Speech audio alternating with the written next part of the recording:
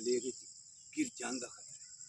ठीक है, तुसा पहला की लाना तुसें अच्छी वर्जिश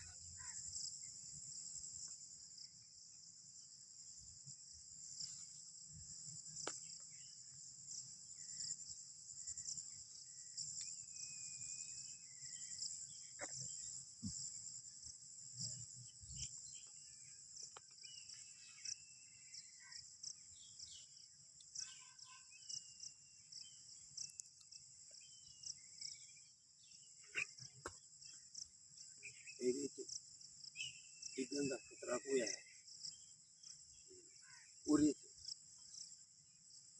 जवान हो वर्जिश लाओ तो फिर अगे हो चले। चल हाँ